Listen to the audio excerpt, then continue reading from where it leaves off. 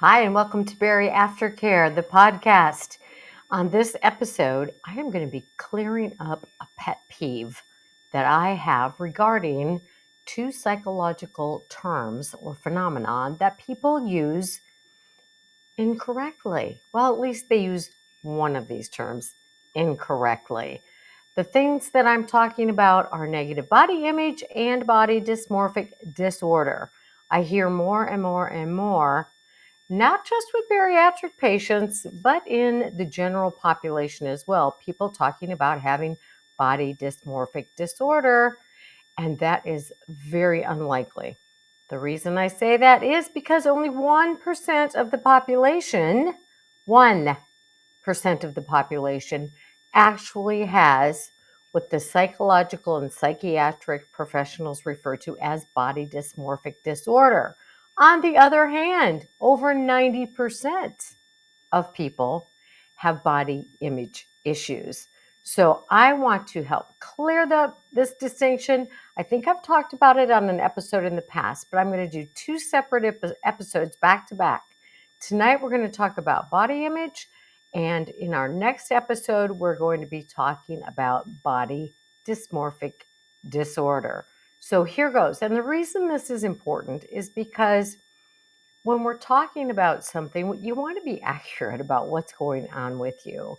And a lot of the words in our society get a little bit bastardized. In other words, they're used incorrectly. And if you're a person who has one of these actual disorders, it can be frustrating to the people who do because there's so much of a lack of understanding. So I want to clarify that, and I want people to be accurate when they talk about these things. The other one is obsessive compulsive disorder, OCD. Maybe I'll talk about that one another day, although it relates much less to the bariatric population than do the terms body image issues and body dysmorphic disorder. So let's go ahead and get started. We're going to talk about what body image is. And next week, like I said, the foreshadowing here is that we'll talk about body dysmorphic disorder. They are not the same things. And we'll talk about how does negative body image impact our lives? What are the signs that you might have negative body image issues and how you can work to overcome that? Now, this is a real difficult topic for me personally to discuss because negative body image issues are one of my main struggles throughout my adolescence and throughout my entire adult life. The good news is I feel okay talking about this with you because I have made tremendous progress. Have I overcome the issue completely? Absolutely not. Have I made strides? Without a doubt. But I will tell you, negative body image is an issue that confronts me almost every single day of my life still. It's no longer disabling in my life when once it was, and I will share with you very openly what a struggle this has been for me and how I have worked on it and made tremendous progress with it over the years to hopefully give you some hope. And I know that many of us struggle with this, and many people, including myself, have made great strides. So hopefully you have made some progress in this area yourself. If not, listen up because there's a lot of hope to be had. So when we talk about body image, we're talking about several components, and we'll go through each of these components in a little bit of detail. But basically, we're talking about the way we see ourselves, not just physically, like when we look in the mirror, but also in our mind's eye. So when I think about how I look, what do I see in the mirror, and what do I imagine I look like in my mind? It also includes body image, also includes how we feel about our bodies. Are we satisfied? Are we dissatisfied? Are we, to what extreme are we satisfied or dissatisfied? So, our thoughts about our bodies, our emotions. What does this do to me? Does it affect how I interact with other people during my day? Does it affect my life overall? What are the feelings? Because feelings impact our thoughts and our feelings and our behaviors are all intertwined. So we can address this issue from a lot of different areas, which we will talk about. So, and it's also the way we treat our bodies. So, do I treat my body like a person who has appreciation for their body? Or do I treat my body, do I behave in ways that reflect my dissatisfaction with my body? So let's get into each one of those a little more deeply as we go on. But first, my thoughts kept going as I was researching this and as I was thinking about this and what a struggle this has been for me my entire life. If there's ever been a person alive, specifically a woman, although body image issues do affect men, do you think there's ever been a person alive who hasn't struggled with their body image? Man, I'd like to meet them. And to be fair, really, men and women struggle with body image, but I think women more so because of social media throughout the ages. And sadly, as we're going to learn, children are also struggling with body image issues. And let me tell you something, it's because of what the adults in their lives are doing in regard to their own body image or what they're saying to the child. All right, so that's one of the things we can definitely do is work on helping younger people have a more positive body image. So let's play a little game here. The game is called How is Your Body Image? I'm going to read some statements that are often used to describe people who have a negative body image. And just think to yourself and be honest. You don't have to answer to anybody. Just be honest with yourself about how strongly these statements apply to yourself. Do you consistently have negative thoughts about how your body looks? Yes, I do. Do you sometimes think you're obsessed with repeating these negative thoughts, focusing on your physical flaws consistently throughout the day? Yes, I do. Are you a perfectionist and hate to see your appearance because you see only the flaws? Maybe in the past I did, not so much anymore. And when you look at yourself, are you focusing only on what you don't like? Are you willing to acknowledge what you do like? Do you use negative words to describe yourself, such as ugly or disgusting or horrific?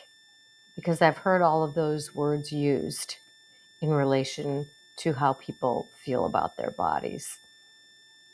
Do you think only other people can be attractive? This isn't possible for me. It's only possible for other people.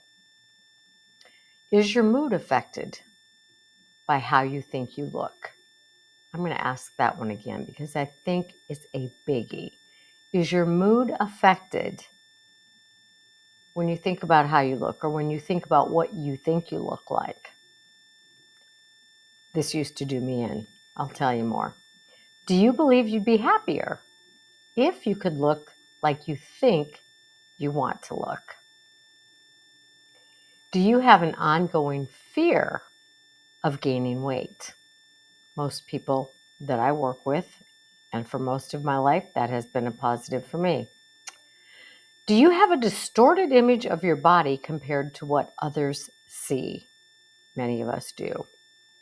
Do you regularly compare what you look like to how you think other people look? Do you struggle to accept a compliment? I've heard that one a lot too. Do you feel shame in relation to your body? It's not good enough. I'm not good enough. Do you only post edited videos or pictures or filtered pictures on social media, not what you really look like? BT dub. I have no idea how to use a filter. Probably a good thing. Do you seek a lot of reassurance from others that your looks are okay? And finally, do you equate thinness or other physical features with success, perfection, or happiness? It's kind of hard not to, given what we see on television, the movies, social media. So if you are the person I described through these questions, it's an indication that maybe your body image is less than where you would like it to be, or maybe really in the trash. Not uncommon at all. So I mentioned that body image includes the way we see ourselves, both in our mind and in the mirrors, the thoughts we have about our bodies, the feelings, the emotions we have about the way our body looks and the way we treat our bodies. So let's go into those 4 aspects that make up body image and talk just a little bit more about those so that you have a better understanding about how these go together and how we can kind of approach improvement of our body image from all these directions. So how we see ourselves is our perceptions. We call this the perceptual aspect of body image. The way I think I look is my perception. It may be accurate, probably not. Most likely, it's an inaccurate perception. In other words, how other people see me is not at all how I see myself. And I have found for myself that that is very, very, very true. And as I do these bariatric evaluations, and as I've done them for the last 18 years, I hear a lot of people say, I never knew I was as large as I was until I saw a picture of myself.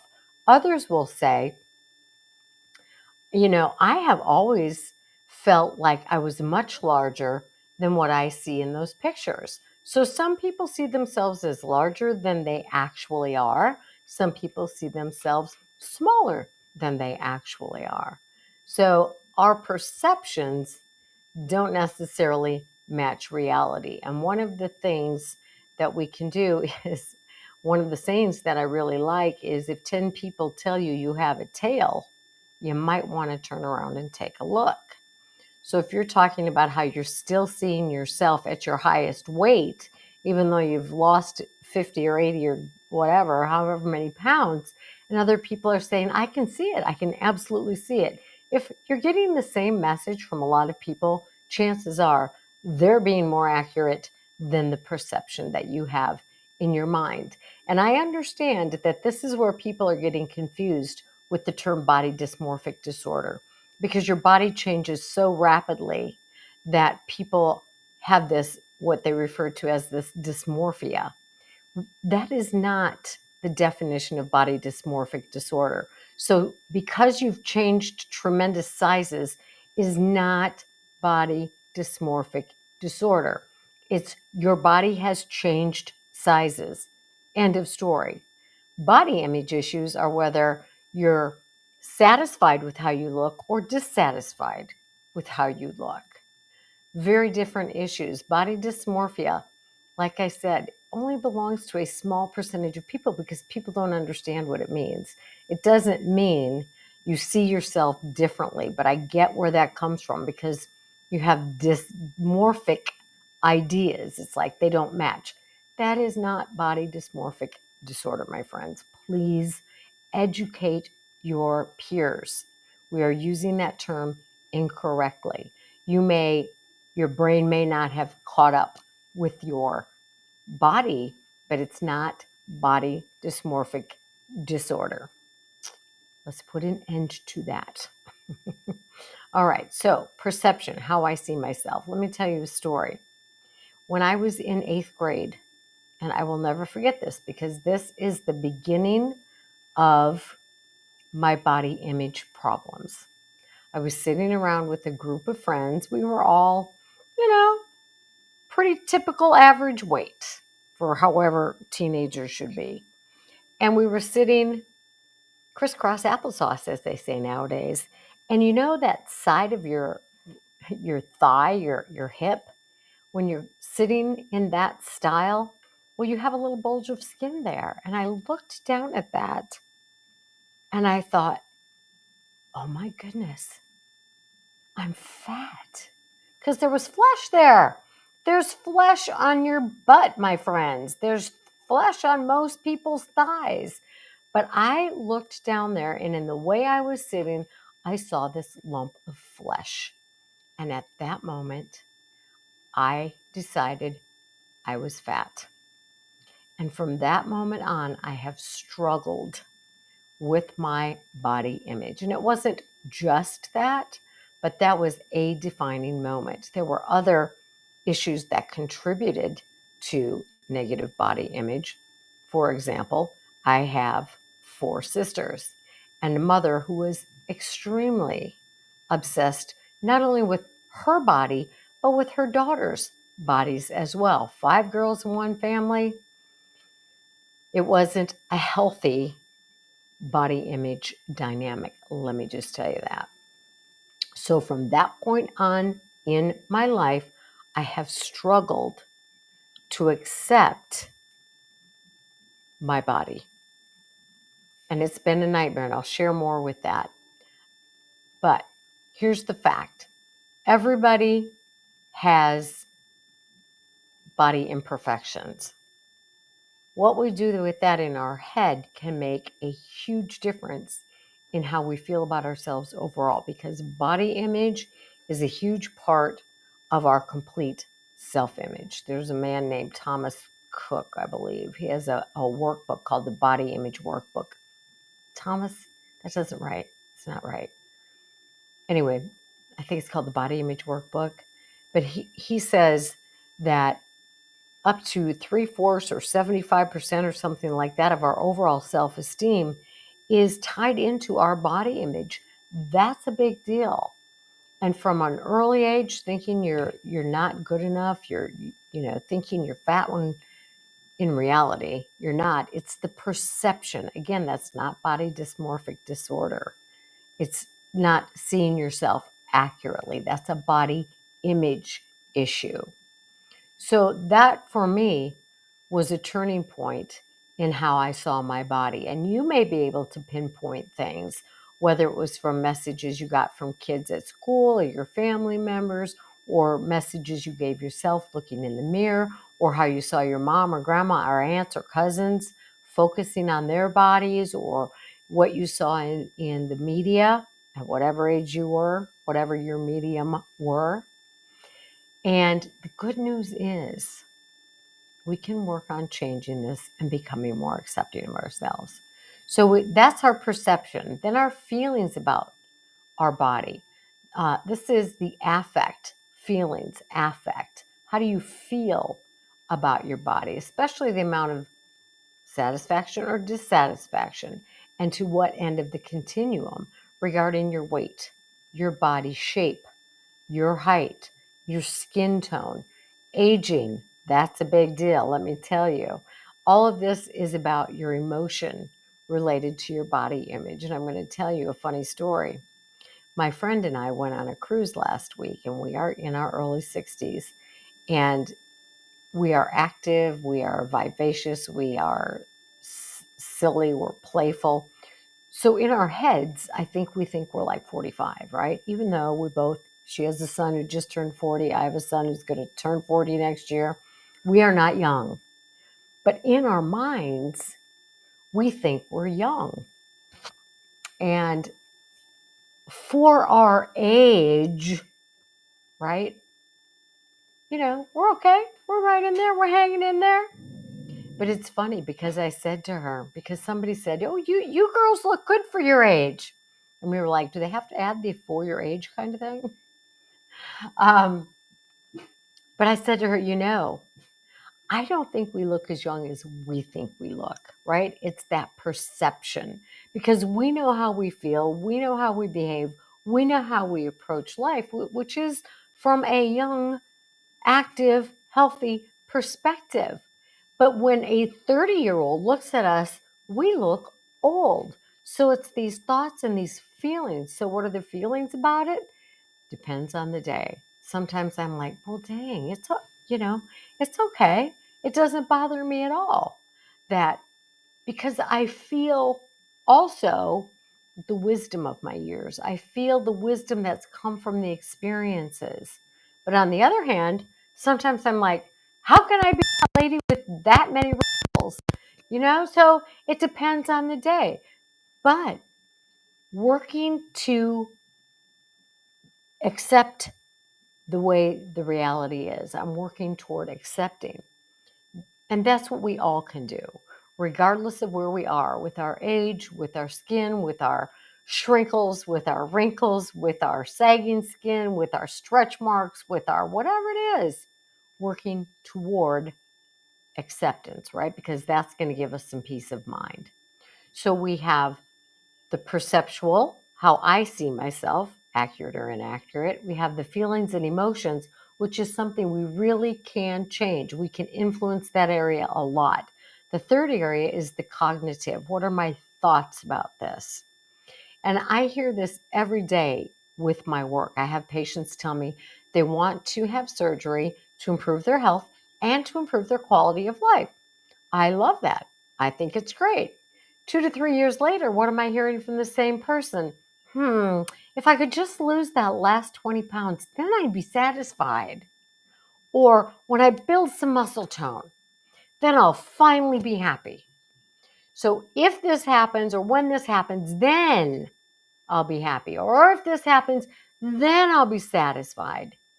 This is problematic because this if then contingency, right? I can't possibly be happy or satisfied until. That is robbing you of joy. That is robbing you of good living. That is robbing you of peace of mind. That is robbing you from contentment. That is robbing you from enjoying where you are today. And that could be a habit. That could have been a way of life for a long time. And that's something we're going to have to work hard to break. And I'm talking to myself too, because of this lifelong struggle with body image. If I could get rid of these thighs, Darla, get in your kennel. Sorry, guys. I have somebody here in my yard. Get in. Get in. So she's deciding she's going to protect me from them. So we are not going to be doing ourselves any favors by doing that if then thing, because it may never happen. So why would we set ourselves up like that to maybe never be happy if that's what we're basing our happiness on? So we are over that. All right. And here's the other problem. And you've probably experienced this yourself. We continue to move the goalpost, right? Well, if I could just get 20 pounds off, then finally I'll be satisfied. That becomes just 5 more, just 5 more, then. And I'll tell you what, I if-thened myself into anorexia, living like that. Just 5 more, just 5 more pounds. Then I'll be satisfied. That never happens. So be cautious of thinking that way. If I get there, then I'll be happy. Or if I lose this many pounds, then I'll be content. So that's a problem for a lot of people with the scale. And you've heard me talk about get rid of that goal weight, because if you're basing your happiness or your contentment or your I'm going to start living then to a time when you get to a goal weight, you're setting yourself up for never being content or happy or whatever you think you're going to do.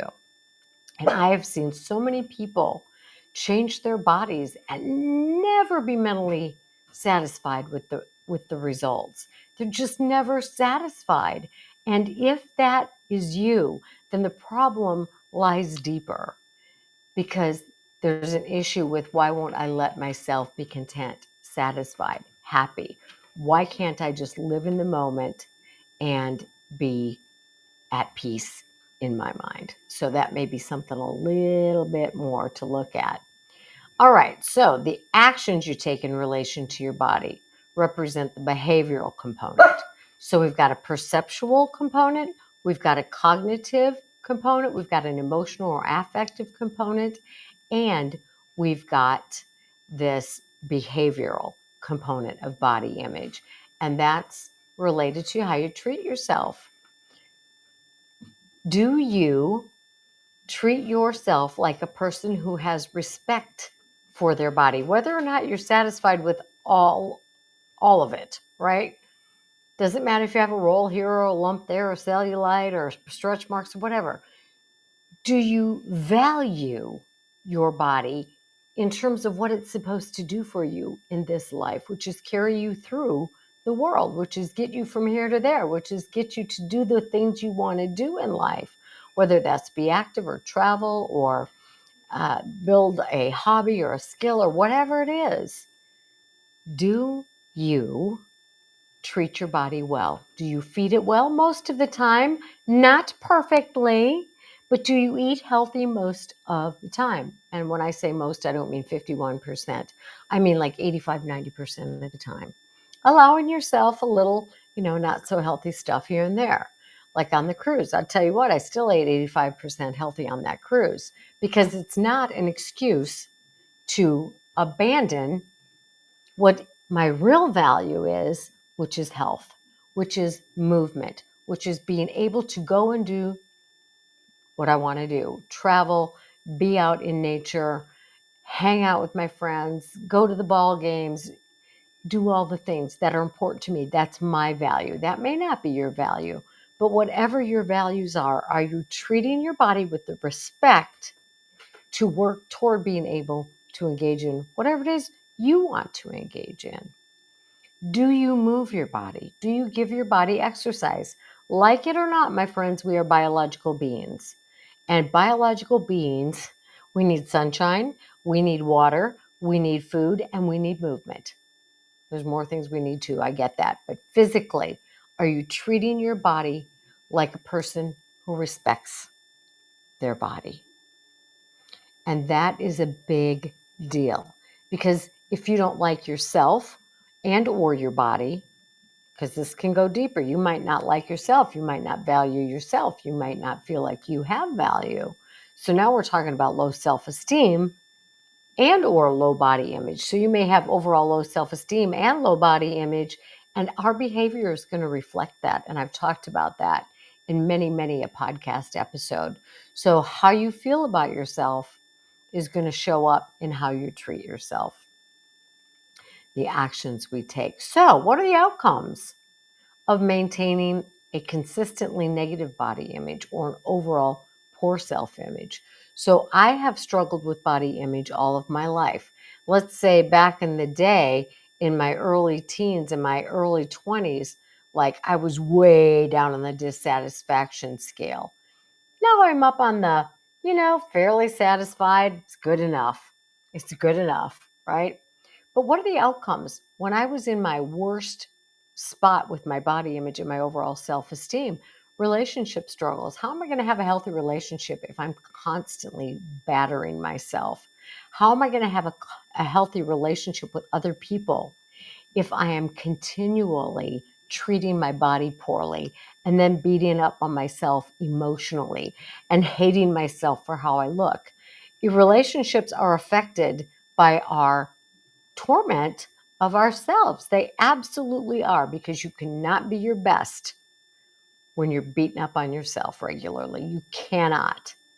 Does that mean you can't have any okay relationships? No, you can have okay relationships, but I guarantee you, as your self-image and your body image improve over time and you're kinder to yourself and you're less critical of yourself and you're more accepting of yourself, your relationships absolutely will improve.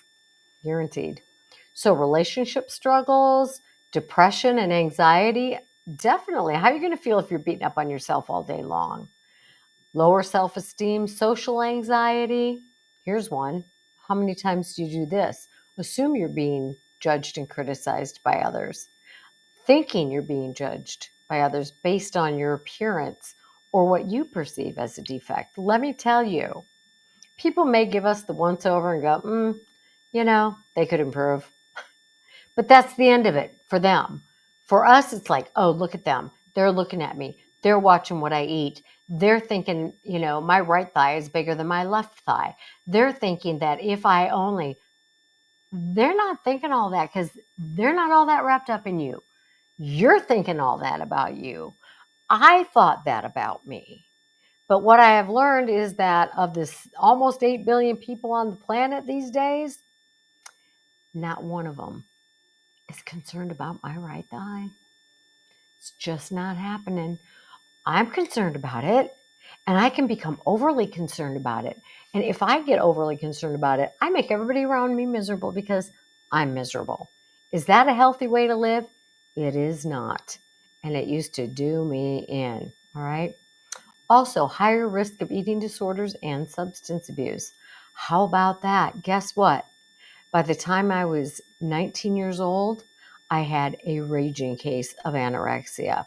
And by the time I was 20, I had a raging case of alcoholism. Why? Because I didn't value myself and my behaviors reflected that. And I didn't want to think about how badly I felt about myself. So I numbed myself through those things as well. How about perfectionistic tendencies? That's an outcome of low body image, negative body image, poor self esteem. And here's a real critical one: repetitive negative thoughts. And as you know, negative thoughts affect your feelings in a negative way. That affects your behavior also in negative ways. So it's not a pleasant way to live all around. And at what age? At what age does body image become apparent? Well, research says that by the age of 3, we can start forming our body image. I used to have a babysitter, not my babysitter, a babysitter who babysat my children, and I have twins.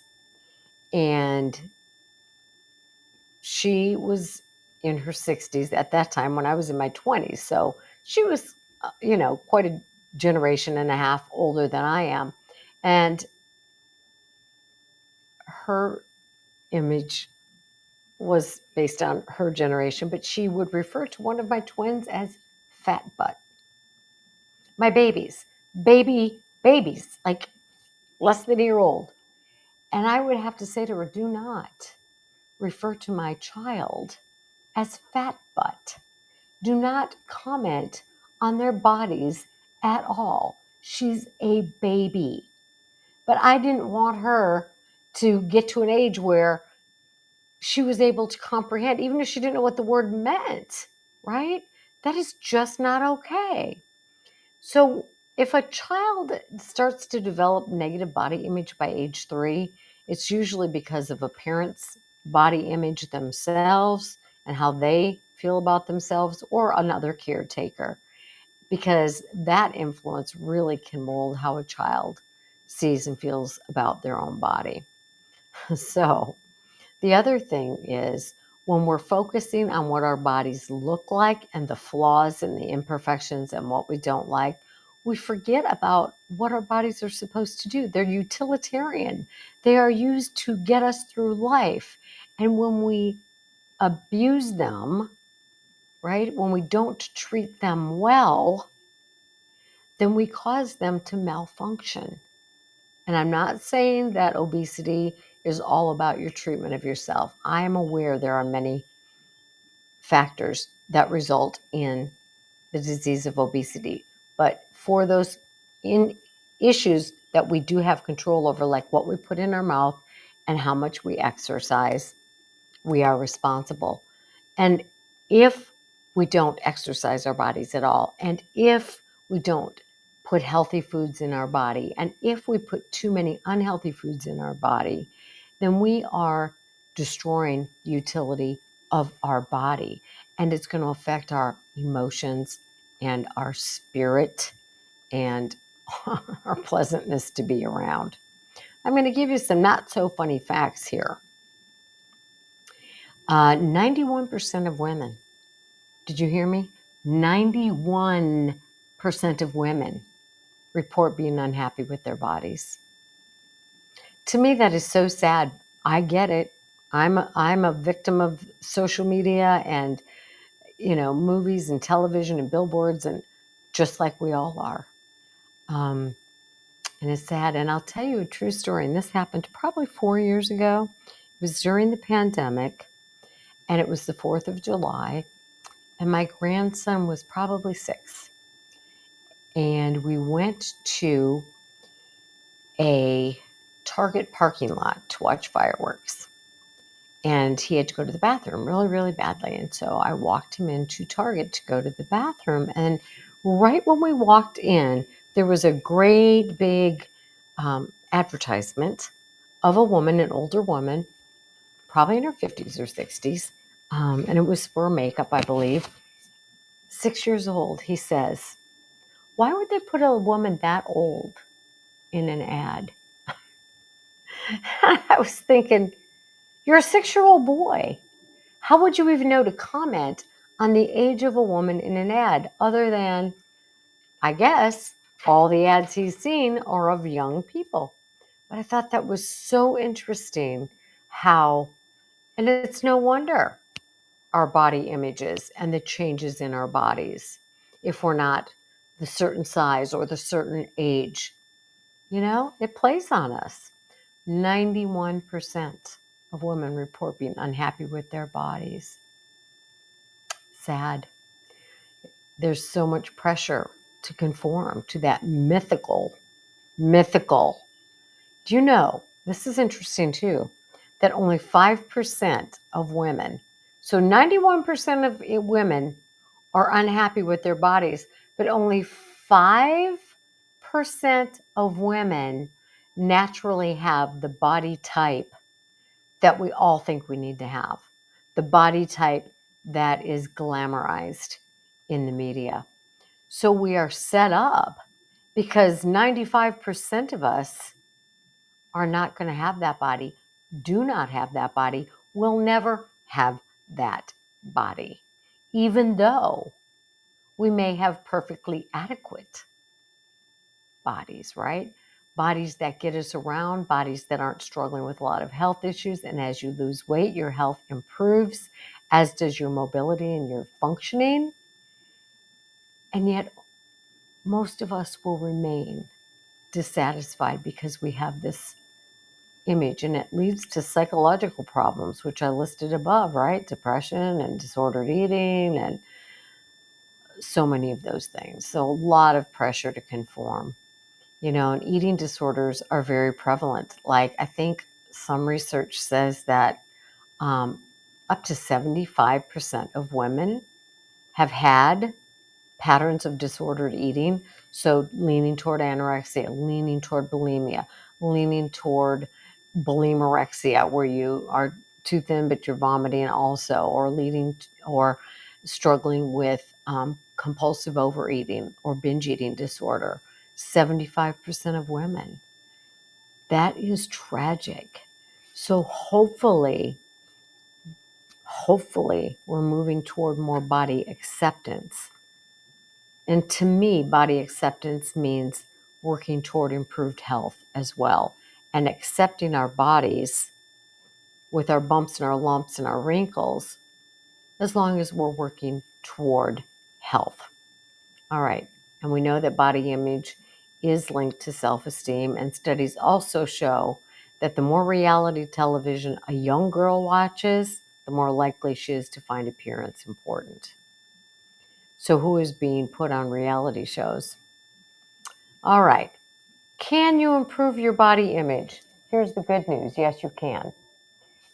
And as I think about this, and as I think about where I have been in my life, I want to just give you an example of what would happen to me at times when I would get so locked into my head about my body image. If my husband and I, and this is when I was in my 20s, maybe a little bit into my 30s, but it certainly has gotten better in the last 30 years. If we were going somewhere, and granted, I was not overweight. This is when I was back to a healthy weight. I was not underweight. I was not overweight. I'd had three bodies. I'd had three babies. My body had its, I swear to God, I'm stretch marks from my neck to my knees. That's never really bothered me too much for whatever reason. But my body wasn't a teenager's body anymore, right? And there were times when I would be getting dressed and I would focus. I joke about my right thigh because it's always my right thigh that gives me hell. It's really an inch and a half bigger than my left. And my pants would always be tight in my right thigh. And there were times I would lose my mind. I'm not kidding. It was tragic. And most of the time it would be in my head. So I would be having what I referred to as a tornado in my head, like losing my mind because of my imperfect, disproportioned body that had been bent out of shape with 3 children, including a set of twins. And I would be in my head, and it was like a cyclone was occurring in my head, and the thoughts and the self-talk and the battering. And when it would pass, I would be so exhausted and worn out and just sit there and cry because I had battered myself so badly. It was so sad and so tragic. And part of the problem was being too focused on myself.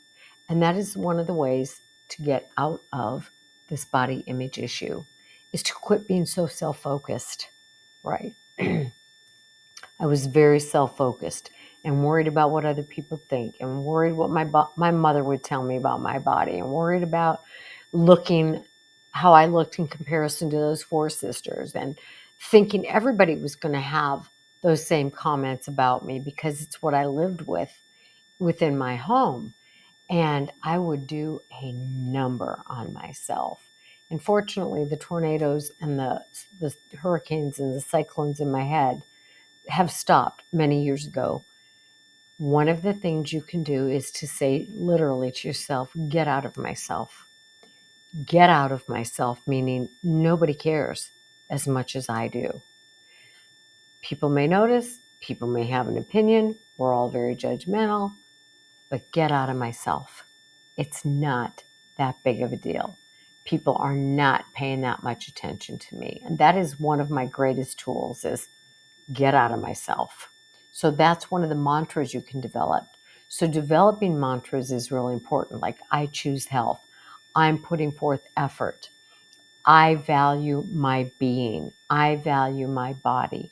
Coming up with these mantras can help you when you start going, oh my God, my belly, my butt, my thighs, my whatever, my whatever, my whatever. Get you out of yourself. Learn to appreciate what your body can do. I can hug the people I love. I can go for a walk with my friend.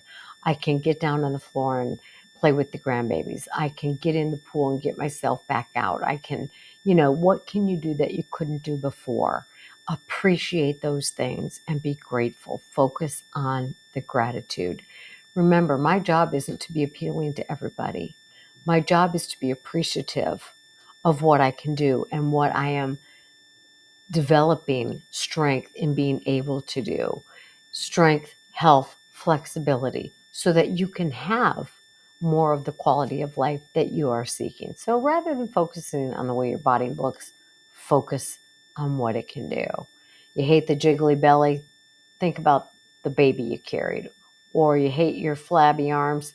Consider the fact that you are now developing muscles under that flabby skin, and it feels good. All right, maybe even go so far as to write a letter of gratitude to your body. It'll probably make you cry, but you'll realize how you've battered yourself emotionally. And write a letter of gratitude for what you're able to do and the things you're being able to do more and more as you get healthier and healthier. Keep a mental list of what you do like. Oh, you like your eyes, or you like your cheekbones, or you like the texture of your skin, or you like your eyelashes, or what is it you like about yourself? And one of the greatest things you can do to overcome this body image thing is pretend you're talking to a young kid, a teenager maybe, or a daughter or a granddaughter, and you're teaching them about valuing their body and having positive self-image and positive body image. And you would remind them, listen, true beauty is on the inside more than the outside. You're beautiful on the outside. But let me tell you about the beauty I see about you on the inside. Do this to yourself. We've got to parent and be kind to ourselves in the way we are to other people. And look at yourself as a whole person. You're more than just your body. And that's what you would say to a kid. Look at your skills and your strengths and the way you treat other people and the way other people feel about you and the joy that you bring to other people and the goodness that you have just because of who you are. Give yourself the same talk. And surround yourself with positive people. It doesn't mean they have to be Pollyanna, and probably many of you don't even know who Pollyanna is, but she was a girl that was positive about everything. Probably make you want to gag and throw up because those people aren't real. But people who are going to focus on what you can do as opposed to what you can do, what you are working toward rather than, oh yeah, but. right? Stay away from those yeah betters and stay away from the people who say, "Oh, let's just give into this food craving." You want people to support you and say, "It's not the end of the world. Let's pick yourself up and keep going." But you just want to stay away from the people who used to go to the Weight Watchers meetings and then you all went out to the Dairy Queen. Those aren't the people you want in your life. You want the people who are going to say, "You know what? More days of the week, I am exercising. Not every day, I don't need to be perfect, but more days of the week than not, I am going to get out there and do my thing."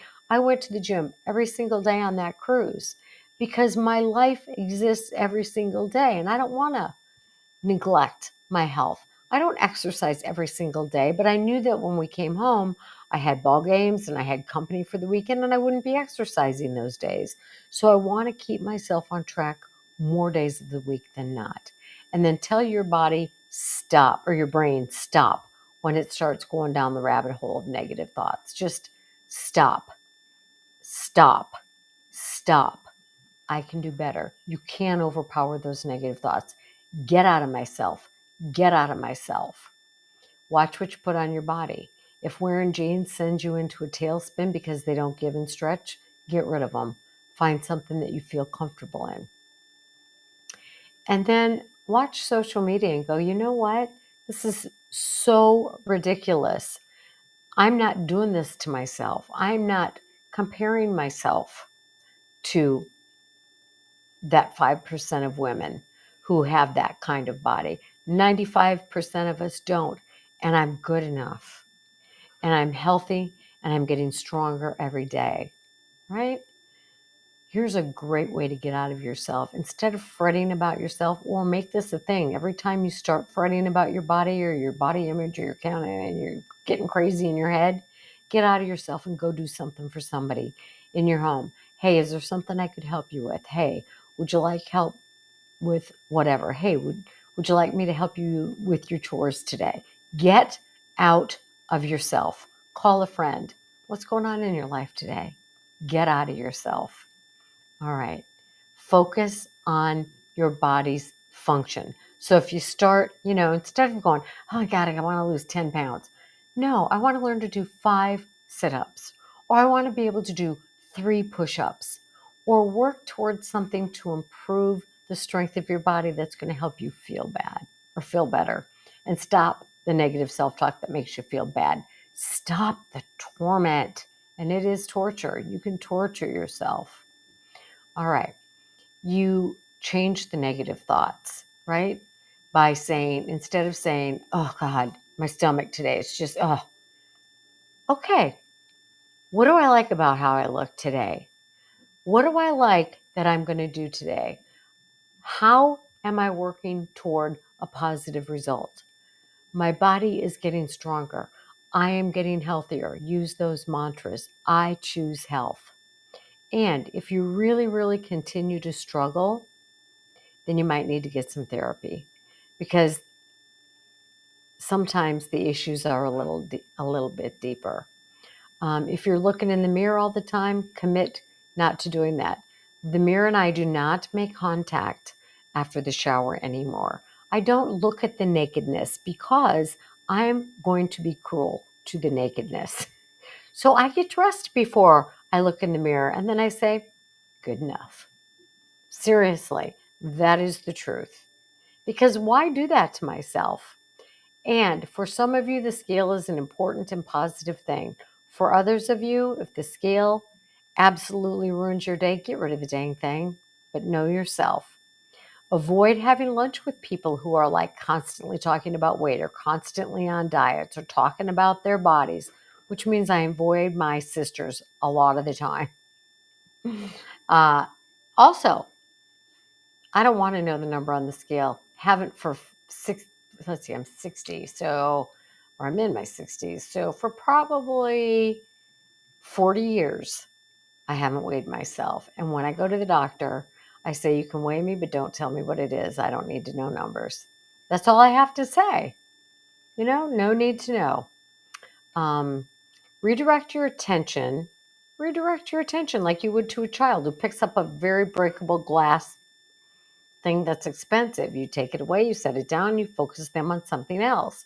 Think of it like that. Refocus your attention from your body to something you like, your hair or your earrings or whatever it is. All right. So there are a lot of ways to improve body image. Get online, do some self work, and look up ways to improve body image. Listen to this podcast again. Here's some take home messages for you. Life's too short. It is just too short to have storms in our head and hate our bodies. Make up your mind what you want to do in your life and then set about getting your body to move in the direction of being able to do those things, right? Let's move toward health. Let's choose health. Let's treat our bodies with the respect our bodies deserve because they're doing a lot of work to get us through life. And remember those 8 billion people on the planet, not one of who really gives a rat's patoot about your belly, your thighs, your chin, your ears, whatever it happens to be. We need to get over ourselves a little bit, right? Make consistently healthy choices, take responsibility for your health, and then say, this is how much effort I'm willing to put into it, and it's good enough, right? And then enjoy the time that you have. Enjoy the day. Do put forth the effort, enjoy the health while appreciating that body you have to get around in. So here's 3 mantras, right? Here's my invitation. Develop some mantras. Here's some examples. I'm choosing health. I'm responsible for the effort I put in. I'm grateful for the improved quality of my life. My mindset is a choice. Please be sure to sign up for the complete BariAftercare program where every day we are giving you information and inspiration and reaching out and answering questions and providing encouragement, showing you cooking videos, helping you with movement, helping you with family relationships, helping you with peer support. BariAftercare, www.bariaftercare.com. And remember, each and every day we're talking about your health, which is your responsibility. When? This day and every day. Be sure to join me next session when we are going to discuss body dysmorphic disorder. Thanks for being with me and make it a great day, a great moment, a great life for you based on your values. Take care, my friends.